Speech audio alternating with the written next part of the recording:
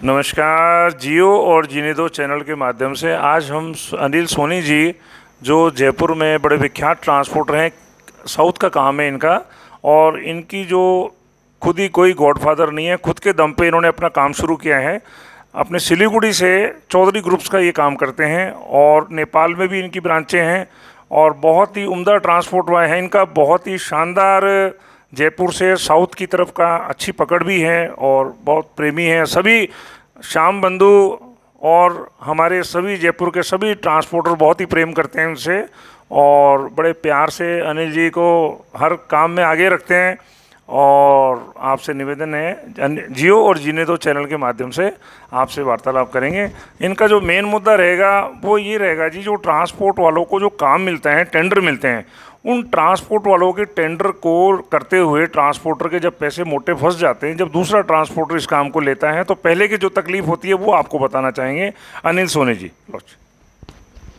सभी ट्रांसपोर्टर भाइयों को अनिल सोनी का नमस्ते, प्रणाम। सभी भाइयों से मैं जियो और जीनोदय के माध्यम से सभी भाइयों को बताना चाहता हूं कि हम जितने भी ट्रांसपोर्टर हैं, चाहे राज्य स्तर पे हो या भारतवर्ष में हो, मेरा सभी से एक ही निवेदन है और सभी को मेरा एक ही कहना है कि यदि जैसे हमारे भाई चेतन किसी व्यापारी का काम करते हैं जो कि उसका 90 दिन का पेमेंट होता है या 100 दिन का पेमेंट होता है या 120 दिन का पेमेंट होता है, व्यापारी हमसे गाड़ी लगवा लेता है, उसके बाद में हम लोग उसमें पैसा हमारा मोटा लग जाता है। उसके बाद जब हमारा टाइम हो जाता है पैसा देने का, उस वक्त हम जब उनको रिक्वायर करते हैं कि हमारा पैसा हमको दीजिए, तो वो या तो टालम टोल करता है या फिर ऐसा बोलता रहता है कि भाई हम आपको अभी और 5-10 दिनों को, आज छुट्टी है, आज मंगलवार है, आज बुधवार है।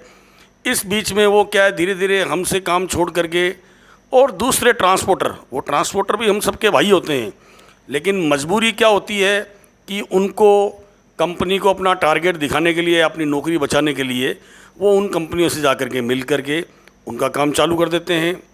और काम चालू करने के बाद में आपका, मेरा या किसी और भाई का जो पहले काम करता था उसका तो पैसा उलझ गया या उसमें फंस गया व्यापारी के अंदर।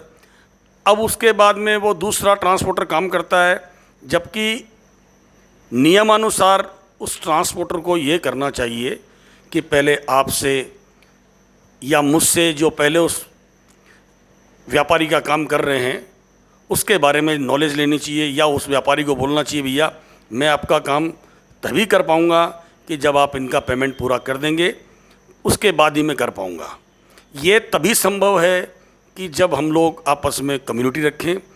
और मैंने अभी तक के इस ट्रांसपोर्ट काल में, जब से मैंने काम शुरू किया है, तब से मैं यही देख रहा हूँ कि हम लोगों में सबसे बड़ी जो कमी है वो है कम्युनिटी की।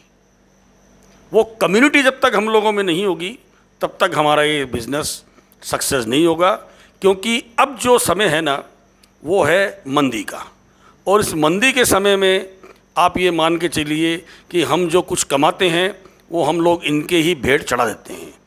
हम घर पे खाली हाथ ही जाते हैं। इसका रीज़न है हम लोगों में कम्युनिटी नहीं होना।